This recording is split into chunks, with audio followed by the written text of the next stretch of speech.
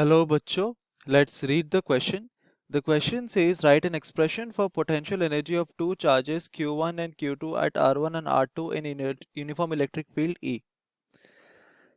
तो इस क्वेश्चन को सॉल्व करने के लिए हम जो की कॉन्सेप्ट यूज करेंगे वो होगा हमारा potential energy of a charge.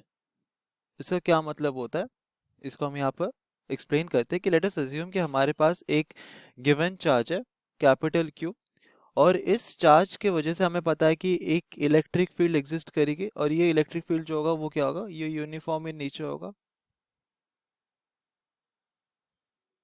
Uniform मतलब ऐसा नहीं है कि वो पूरे स्पेस में इसका जो इलेक्ट्रिक फील्ड का वैल्यू है वो सेम होगा, but uniform in the sense that कि ये पॉइंट चार्ज के वजह से एट अ पर्टिकुलर डिस्टेंस पे जो हमारा पोटेंशियल होगा उस सरफेस पे वो यूनिफॉर्म होगा। ठीक है। तो अगर ये चार्ज हमारा एग्जिस्ट करता है इन रीजन ऑफ स्पेस, और इस चार्ज के प्रेजेंस में हम एक और चार्ज लेके आए Q from infinity till this point A। Let us assume कि अभी Q जो है वो एक पॉइंट A पे है इन स्पेस, और इन दोनों के बीच का जो डिस्टेंस ऑफ सेपरेशन है वो हमने अज्यूम किया है to be equal to x। Then हम कह सकते हैं कि पोटेंशियल एनर्जी जो हमारा स्टोर्ड होगा, और potential energy for charge Q जो होगा वो कितना हो जाएगा, ये हो जाएगा simply Q multiplied by 1/4πε0 Q by x। ये होता है हमारा potential energy due to a point charge.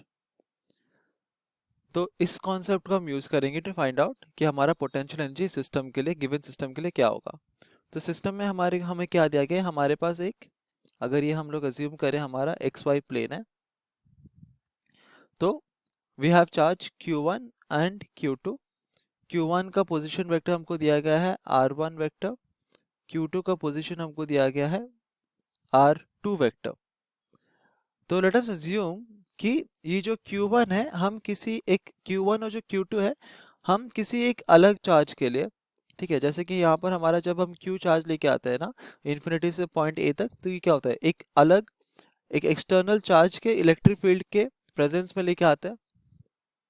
वैसे हम लोग अज्यूम करते हैं कि Q1 और Q2 जब हम लेके आ रहे हैं, कोई एक एक्सटर्नल चार्ज है कैपिटल Q जिसके प्रेजेंस में हम लेके आ रहे हैं। ठीक है। तो जब हम Q1 को लेके आएंगे from infinity to this point A, और Q2 को लेके आएंगे from infinity to this point B, तो इन दोनों पॉइंट का जो पोजीशन है फ्रॉम फ्रॉम द सेंटर वो क्या है, R1 vector and R2 vector. तो हम लिख सकते हैं potential energy of the system जो होगा वो क्या होगा, पहले तो होगा potential energy of Q1 plus potential energy of Q2। ये कितना हो जाएगा, ये हो जाएगा simply Q1 multiplied by potential at R1 plus Q2 multiplied by potential at R2। R1 position में हमारा पोटेंशियल कितना है, और R2 डिस्टेंस में हमारा पोटेंशियल क्या है, और ये अगर हम अज्यूम करें कि एक एक्सटर्नल चार्ज है, तो ये कितना हो जाता है, potential at R1 is equal to 1/4πε0 Q by R1, और VR2 is equal to 1/4πε0 Q by R2। ये होता है हमारा potential at R1 and R2। ये दो हमारा पोटेंशियल एनर्जी टर्म्स है।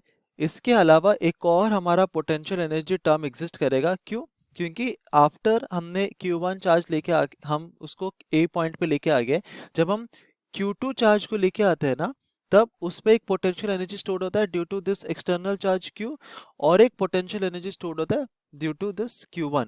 क्योंकि जब हम Q2 लेके आ रहे हैं from infinity to point B, इसके ऊपर दो इलेक्ट्रिक फील्ड्स एक्ट करे, एक तो एक्सटर्नल चार्ज कैपिटल क्यू की वजह से, और एक Q1 की वजह से। तो इसमें पोटेंशियल एनर्जी इन दोनों चार्जेस की वजह से इंडिविजुअली स्टोर होगी। तो हम लिख सकते हैं plus potential energy of Q2 due to Q1। तो ये कितना हो जाएगा, ये हो जाएगा सिंपली 1/4πε0 Q1 Q2 बाय इन दोनों के बीच का जो डिस्टेंस होता है विच इज R12। तो ये होगा हमारा potential energy of the given system in the uniform electric field E. Hope you understood it well. Best of luck.